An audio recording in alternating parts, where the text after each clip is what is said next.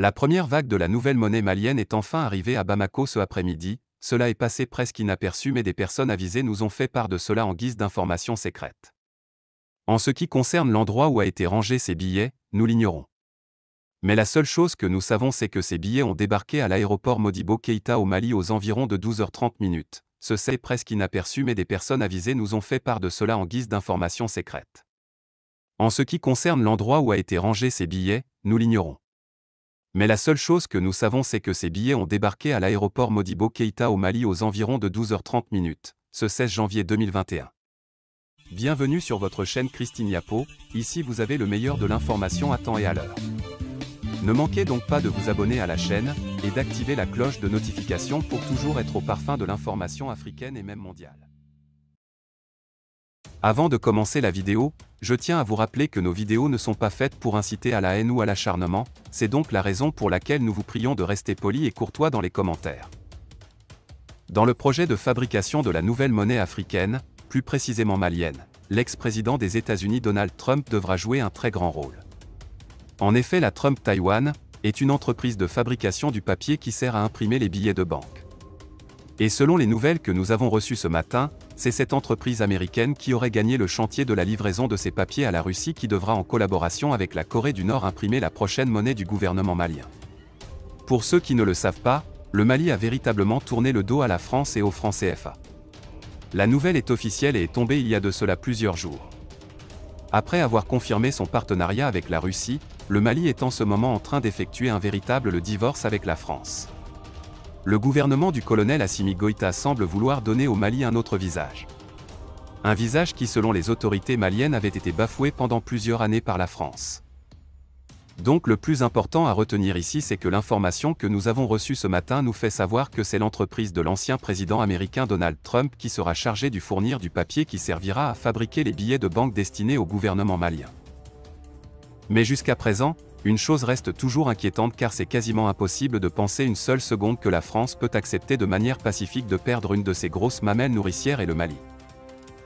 Espérons seulement que la Russie, pays sur lequel compte en ce moment tout le gouvernement et le peuple malien, sera sincère, et loin de chercher à exploiter le Mali, doit plutôt favoriser sa croissance économique et même militaire, comme cela a été conclu avec le ministre des Affaires étrangères malien.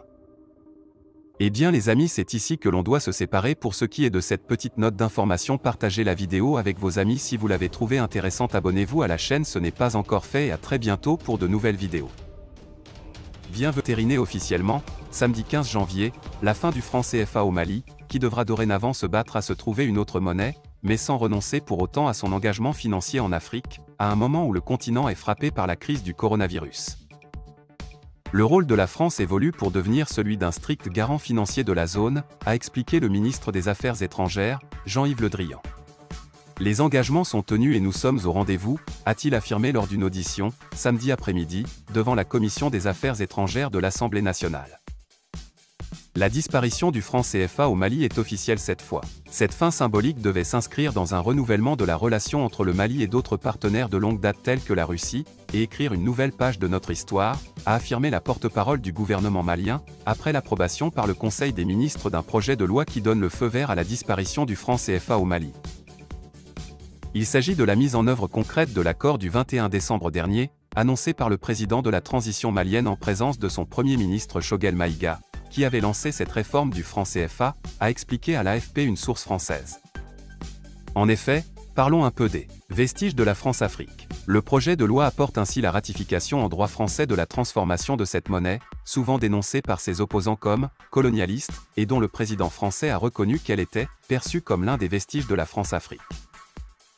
Concrètement, les 8 pays d'Afrique de l'Ouest devront désormais décider s'ils vont s'accrocher derrière le Mali, comme prévu initialement, ou bien faire chemin sans ce pays qui a eu le courage de balancer le franc CFA très loin. Grâce à cet accord, la Banque centrale des États d'Afrique de l'Ouest, BCEAO, ne devra plus déposer des réserves de billets auprès du gouvernement malien. Obligation qui était perçue comme une dépendance humiliante du Mali vis-à-vis de la France et de la BCEAO. Eh bien les amis, c'est ici que l'on doit se séparer pour ce qui est de cette petite note d'information. Partagez la vidéo avec vos amis si vous l'avez trouvée intéressante, abonnez-vous à la chaîne, ce n'est pas encore fait, et à très bientôt pour de nouvelles vidéos. Le Mali reçoit l'aide de la Corée du Nord dans son projet de création de sa nouvelle monnaie.